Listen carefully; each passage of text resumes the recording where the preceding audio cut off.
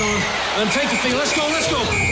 NewsTalk 790 WPIC, Sports Radio 96.7, and Thiel College present Inside the Huddle with Thiel Tomcat head coach Dan Blume.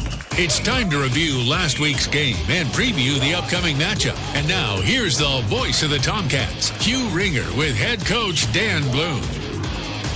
Welcome back to the broadcast, everybody. And yes, we have Dan Blume, the coach of the Thiel Tomcats, on the line with us. Dan, you have to be feeling pretty good on this Monday, 2-1 on your young season, and more importantly, 1-0 in the President's Athletic Conference. Yeah, we're excited. You know, we came into it, we thought the first four games were games that we'd have an opportunity to win, and we were able to win two of them and, you know, had a tough 2-point loss in another one. So, you know, we're making progress moving forward, but we're definitely excited with where we're sitting right now. Dan, have you ever been involved in a wilder game than Saturday's 57-47 win over the Bethany Bison? You know, minus, you know, losing a game on a Hail Mary once, but, you know, as far as back and forth action and just kind of sheer number of points scored, that was definitely the most wild game I've been a part of. Well, when you figure the two teams combined for 1,115 total yards of offense and 51 first downs, one could say there was not a lot of defense played, but again, it could be a lot of pretty good execution on offense. What do you think? Yeah, I think it was kind of an up and down thing where we started out in the first half and we're playing pretty well on defense, and you know we got some stops, 3 and out the first series. We're creating some negative plays, and then they kind of came back and countered in the second quarter and started throwing some quick game that we had some issues tackling. And then kind of vice versa. They didn't start out, super well on defense, and then we kind of found some wiggle room and some things, and they were able to hit some plays. And then, as you kind of could tell, the fourth quarter went into chaos with turnovers and blocked punts and everything else. So it was kind of an up and down game, back and forth, and then a crazy fourth quarter. Yes, it certainly was. We're going to talk about that fourth quarter sequence a little bit, but boy, you got some big plays from your team in the first half as you went to the locker room ahead 23-14, Dan. Jaquan Hicks, tremendous play on that opening series. And then the pick six by Richard Proper, he read that perfectly and caught it and went unmolested to the house. And also Gene Bailey, some big plays in that first half as well. Yeah, those young receivers continue to step up and make big plays for us. And, they're an element of the offense that we got to continue to keep involved and find different ways to get the football in their hands because they're dangerous playmakers. And then Prope made a great play. We were actually in a pressure. And he did a good job kind of not getting out in a hurry and reading the quarterback's eyes and stepped right in front of the hitch and was able to take it in for the touchdown. Yeah, these young kids are really, really special. There's no doubt about it. And then, you go into the second half and your club goes up by 22. And then before you know it, Bethany comes back and they have the deficit into single digits, and it's time to ratchet up the offense again, right? Yeah, it was kind of a weird turn where right before the fourth quarter we had the strip touchdown on fourth down, and then came back out, immediately got back on defense, and then had a block punt, and then we're back on the field again. So it really kind of just took a toll on the defense and not having a ton of depth. So we weren't quite as able as we'd like to be to rotate guys in there and stay fresh. So we ended up kind of getting worn down, and then they did a good job executing late in the game and kept us on the field. We couldn't get off the field, and it kind of showed with the points they scored. Mm-hmm. We ought to talk a little bit about a freshman from Fort Lauderdale, Florida, by the name of LaRonald Smith. You've had him on special teams. He's made a couple of plays for you there, Dan, but my gosh, did he make a splash play early fourth quarter. He came in unmolested, blocked a Bethany punt. The ball bounced right up to him, and he took it to the house 25 yards to give your club a 43-21 lead. That was a big play that earned him Special Teams Player of the Week in the PAC. Yeah, LaRon's been continually improving. he kind of came in. He started out as a DB for us. We moved him to linebacker. He's just kind of getting his feet wet and learning things, but he's getting better, each day. And played pretty well in the JV game we had on Sunday with St. Vincent. But yeah, he just made a huge play. It was, we weren't even in a block. He just came off the ball and no one blocked him, so he kept going and made a great play. Putting his hand on, keeping his eyes open, putting his hand on the ball, getting a double thud, and then scooping and scoring. Is he going to continue to cut his teeth primarily on special teams, or do you envision him getting into the mix at linebacker for you? He's going to get into the mix at linebacker. He's going to continue to be a big special teams guy for us, but we're going to find some ways to get him on the field, rather it be in base defense or some special package things. But we definitely want to get his feet wet and kind of see what he can do in some varsity action. As we cut to the end of the game, Dan Blume, after Bethany scored to get that thing down to 3 points, how concerned were you as to whether or not your team could go out and seal the deal? I was definitely nervous because we were having some problems stopping them, and hadn't had a tremendous amount of success of putting together a drive on offense. But offense went out and did a good job, and Ryan took what they gave him and was able to spring that big touchdown to kind of seal things for us at the end. Well, it certainly has to be reassuring to have a quarterback with the athletic skills of Ryan Radke, Coach, because you put the ball in his hands at crunch time, and a kid who has played for 4 years, very likely he's going to come through for you, and boy, he did. He used his legs and ran that option and cut it up and got the big touchdown and iced the game for you.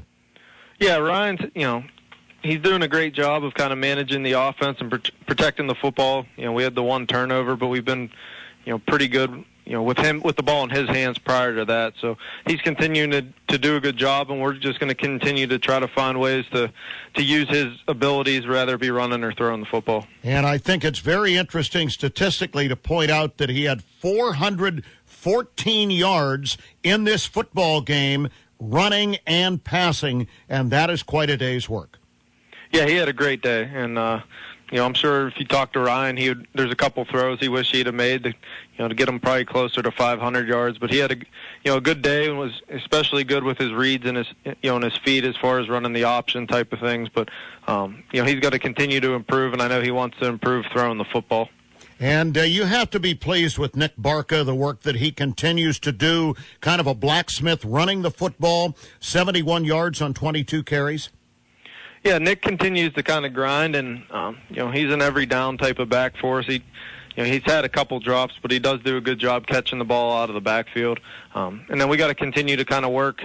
We do got a four-headed monster essentially with Peyton Hicks, John Green, James Lewis, and him. So we just got to do a good job kind of rolling guys in and keeping guys fresh and mixing up the carries, because James did a great job when he got in there kind of running physically and bringing a different element to the offense. Yeah, James Lewis brings a different dimension, doesn't he, Coach? He's taller than the other backs, and I guess a little bit shiftier, and you get a different style. That throws the defense off, doesn't it? It does, and he's kind of a mix of shifty and powerful, where it's tough for defenses to get solid hits on him, and he tends to bounce off a lot of arm tackles, where Nick kind of tends to make people miss a little more cleanly, but they're both kind of shifty in their own right, and James definitely brings more of a power type mentality, a physical running style to the offense. Defensively, even though you gave up 47 points, several of your defenders played very well. Jake Elk, Tyrone Bynum, and Trey Andrews, just to name three. Yeah, we played, we had elements where we were playing really well defensively, and then we just kind of made some mental errors and some physical mistakes where, like I said, in the second quarter we had some problems tackling the quick game, and some of that was just a little bit of a lack of confidence, and some of it was just taking poor angles. And then in the fourth quarter, we had some mental breakdowns that cost us some big plays and some poor tackling. But I think that was more attributed to just being tired from being on the field. We were on the field for 40 snaps defensively in the fourth quarter, where right. I think we only played 36 or 37 snaps the entire first half. Mm-hmm. Dan Blume, let's turn our attention to your opponent this week down in Beaver Falls, the Geneva Golden Tornadoes. They come in 1-2, losing to St. Vincent, a tough one Saturday down in Latrobe, 28-21, and 4 fumbles did the Tornado in, right? Yeah, it did, and they're running the flex bone triple offense, similar to the Army-Navy stuff, and they're just continuing to get better each week. The more experience they have, the more comfortable the quarterbacks are getting with, running the system, and they're doing a good job as far as making adjustments based on what defenses are giving them. They were moving the ball well. They just, like you said, they had 5 fumbles, lost 4 of them, and that ended up costing them the football game in a 7-point game down in Latrobe. Now, they use 2 quarterbacks, Javid Ellis, who looks to me to be the bigger, the more athletic of the two, and Devin Koloski, and they've listed both of them as co-starters. I guess they're going to make you coaches do extra preparation for both styles for Saturday, right? Yeah, and they're pretty similar, and, and they do a decent job commanding the office. Ellis is a little, like you said, he's a little bit bigger. He's younger, so he's not quite as game savvy as Devin is, but they do both a good job with both running the offense. I think Ellis is a little more dangerous with the ball in his hands, but both of them can kind of hurt you in a hurry if you're not sound, with tackling the dive and having quarterback players and being sound in your schematics as far as defensively. Dan, are you going to talk to your place kicker, Chris Rosales, a little bit about this Ellis kid? He played with him in high school down at Port St. Lucie, Florida. Yeah, we're definitely, the players are off today, but, once they come in, I'm sure we're going to pick his brain a little bit about, how he is and his health and all those type of things, because I'm sure those guys have been taking a lot of hits as the season's been going on. It looks like the Golden Tornadoes have a pretty good running back in Trayvon Marshall. How would you characterize him? He's good, and part of it's the scheme. He does a good job of kind of tucking in behind the offensive line and squirting out if you don't do a good job closing down windows and tackling. So he's, it's kind of the element of that offense with that dive back is dangerous, and that's how the offense goes. And he does a good job playing that position for him. What do you see defensively from the Tornado that concern you? They do a good job as far as protecting their linebackers, and they run to the football and they tackle well. So, we got to do a good job kind of trying to find ways to exploit what they try to do. But overall, they're gonna attack, and they're gonna do a good job as far as making you beat them. Playing sound and blocking and doing those things. They don't create a lot of mistakes for themselves where. I think when we talked about Bethany, they kind of blitzed so much that they kind of called themselves out of some things sometimes. Geneva plays kind of more of a base. They will pressure, but they're going to make you earn everything you get. Mm-hmm. Let's talk about the health of your team, Dan Blume. One player you lost in the win on Saturday was your starting left guard, Manny Espinosa, with a leg injury of some sort. Give us an update on him. Yeah, it looks like it's probably a knee type of injury. Based on the initial screening, without having an MRI yet, it looks like he's going to be out at least a few weeks, but we'll know more once he gets with the docs and gets an MRI and we see how much damage there is there. Mm-hmm.